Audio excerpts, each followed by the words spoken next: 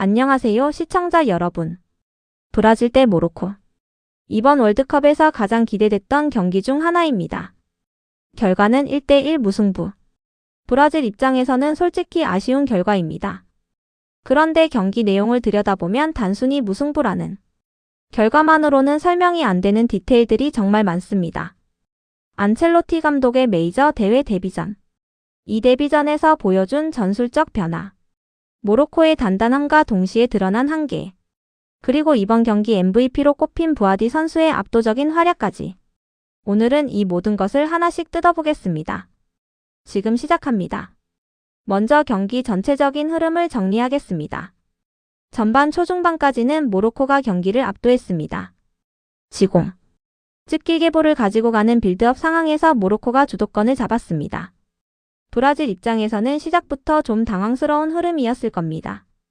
그런데 경기가 흘러가면서 브라질이 주도권을 되찾아왔습니다. 이게 그냥 자연스럽게 흘러간 게 아닙니다.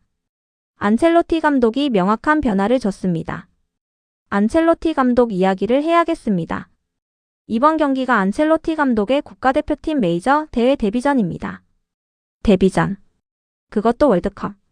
그것도 브라질 대표팀. 이게 얼마나 부담스러운 자리인지는 말씀 안 드려도 아실 겁니다. 챔피언스 리그 5번 우승. 레알 마드리드, 밀란, 첼시, 바이에른 뮌헨 등 유럽 최고 클럽들을 거치며 모든 것을 증명한 감독입니다. 그런데 국가대표팀 그것도 브라질이라는 무게감은 클럽 축구와는 완전히 다른 차원의 부담입니다. 이 데뷔전에서 안첼로티 감독의 역량이 잘 드러났습니다. 후반전에 포메이션을 바꿨습니다. 4-3-3-3에 가까운 형태로요. 그리고 더 구체적으로는 풀백을 좁혀서 센터백과 일자로 세우는 구조적 변화를 줬습니다. 이게 무슨 의미냐? 풀백들이 측면에서 넓게 위치하던 것을 안쪽으로 좁혀서 센터백 라인과 거의 같은 높이로 배치한 겁니다. 이 변화가 만들어낸 효과가 두 가지입니다. 첫 번째, 모로코의 윙 공간을 좁혔습니다. 모로코가 측면에서 활용하던 공간이 줄어들었습니다.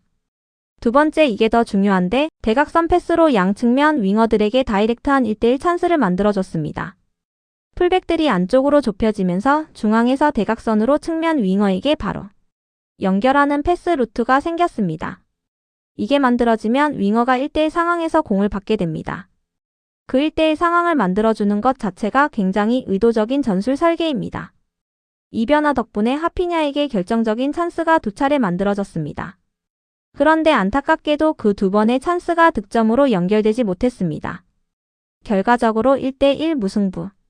만약 이 두 찬스 중 하나만 성공했어도 경기 결과가 달라질 수 있었던 상황이었습니다.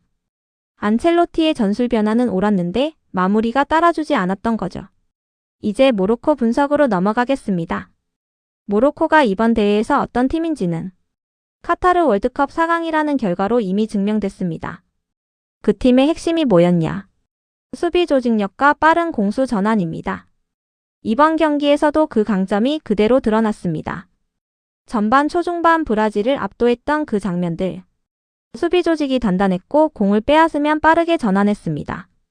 그런데 아쉬운 부분이 있었습니다. 교체 선수들의 뎁스 즉 두터움이 부족했습니다. 이게 무엇을 의미하냐?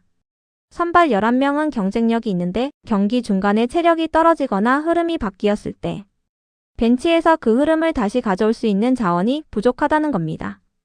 특히 역습 상황에서 힘을 발휘해 줄 수 있는 앞대 선수의 부재가 큰 변수로 작용했습니다.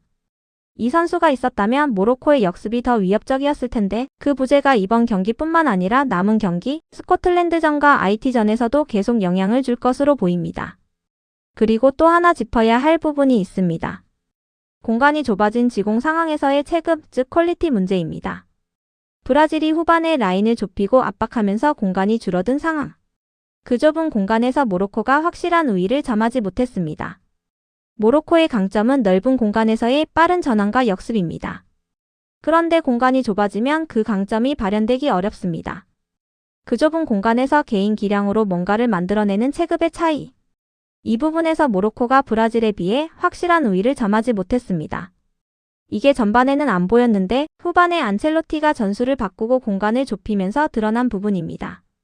이번 경기 MVP 이야기를 해야겠습니다.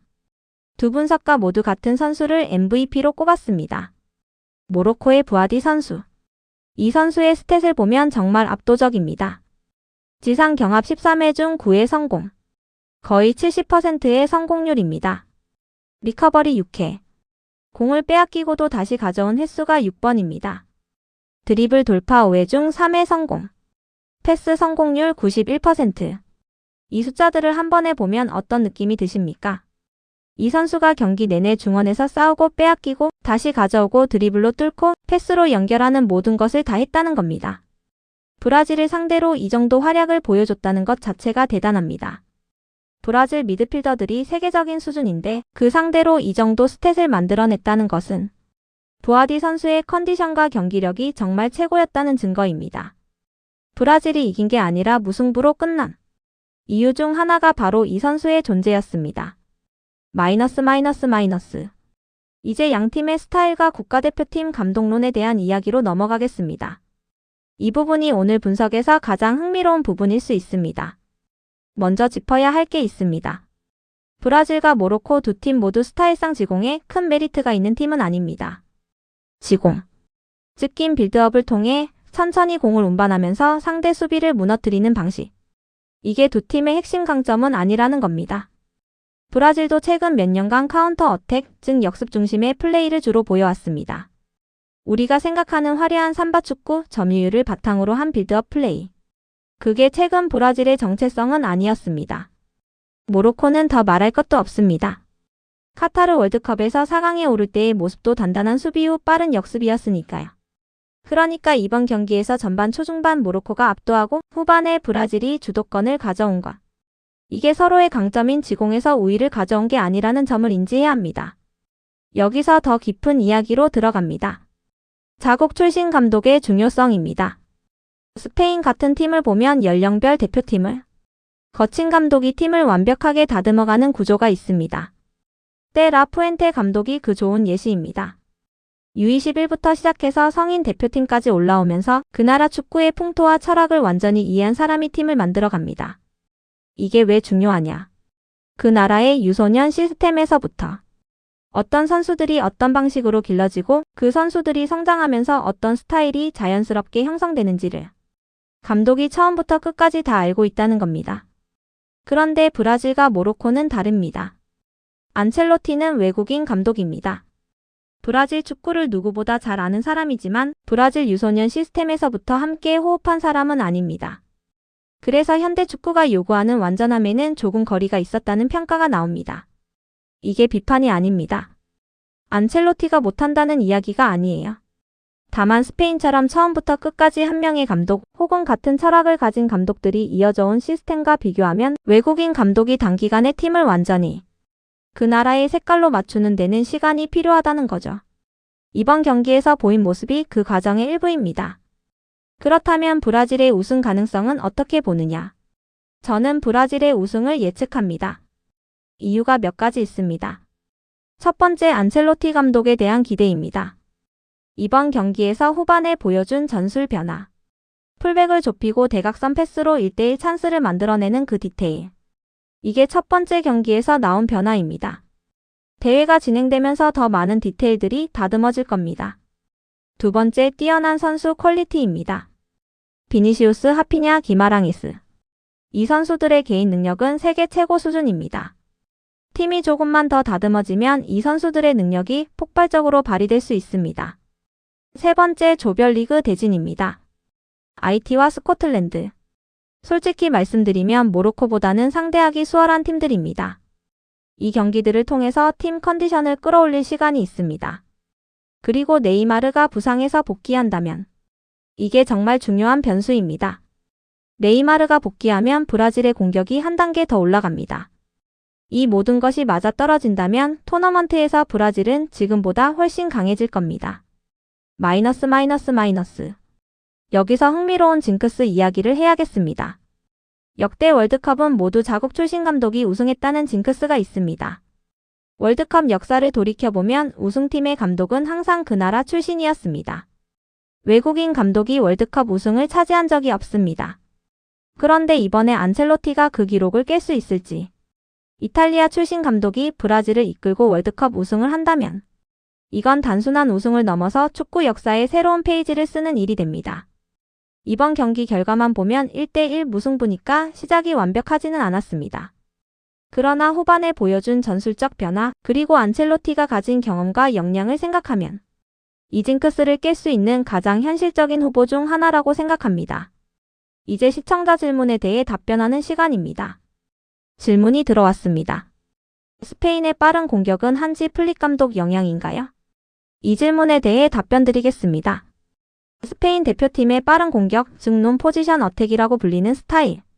이게 한지 플릭 감독의 영향이라고 생각하실 수 있습니다. 플릭 감독이 바르셀로나에서 보여준 화려한 공격 축구. 그 영향이 스페인 대표팀에도 흘러왔다고 생각하시는 게 자연스럽습니다. 그런데 사실은 다릅니다. 이 스타일은 플릭 감독이 바르셀로나에 오기 전부터 이미 완성되어 있던 스타일입니다. 때 라푸엔테 감독 체제에서 니코 윌리엄스와 라민 야말을 앞세워 유로 2024를 우승할 때 그때 이미 이 빠른 공격 스타일이 확립되어 있었습니다. 니코 윌리엄스와 라민 야말 양쪽 측면에서 빠르게 직선적으로 침투하는 이 두 윙어의 스타일이 때 라푸엔테 감독 체제에서 이미 스페인의 정체성이 됐습니다. 플릭 감독이 바르셀로나에서 비슷한 방향의 축구를 보여줬기 때문에 사람들이 연관짓기 쉬운데 시기적으로 보면 스페인 대표팀의 변화가 먼저 있었습니다. 이게 앞서 이야기했던 자국 출신 감독의 중요성과도 연결됩니다. 때 라푸엔테 감독이 연령별 대표팀부터 차근차근 스페인 축구의 색깔을 만들어왔고 그 결과물이 유로 2024 우승으로 나타난 거죠. 오늘 경기와 분석을 종합해보겠습니다. 브라질 대 모로코 1대1 무승부. 안첼로티 감독의 메이저 대회 데뷔전에서 보여준 후반 전술 변화. 풀백을 좁혀서 측면 1대1 찬스를 만들어내는 디테일. 이것이 첫 경기에서부터 나왔다는 것은 긍정적인 신호입니다. 모로코는 단단한 수비 조직력을 다시 한번 보여줬지만 뎁스 부족과 좁은 공간에서의 체급 차이라는 한계도 함께 드러냈습니다. 부아디 선수의 압도적인 활약. 이 선수가 모로코의 무승부를 만들어낸 핵심이었습니다. 그리고 브라질과 모로코 모두 지공이 메인 스타일이 아니라는 본질적인 분석. 그 위에 자국 출신 감독의 중요성, 그리고 안첼로티가 외국인 감독으로서 가진 징크스 도전까지. 브라질의 우승 가능성은 여전히 높습니다. IT전과 스코틀랜드전을 통해 팀 컨디션을 끌어올리고 네이마르가 복귀한다면 토너먼트에서 더 강력한 모습을 보여줄 거라고 봅니다. 마무리하겠습니다. 이번 대회 정말 다양한 이야기들이 쏟아지고 있습니다. 미국의 폭발적인 개막전, 캐나다의 첫 승점, 그리고 오늘 브라질과 모로코의 치열한 무승부까지. 남은 조별리그 경기들도 계속해서 이렇게 분석해드리겠습니다. 오늘 영상은 여기까지입니다. 구독과 좋아요, 알림 설정 꼭 부탁드립니다. 다음에 뵙겠습니다. 감사합니다.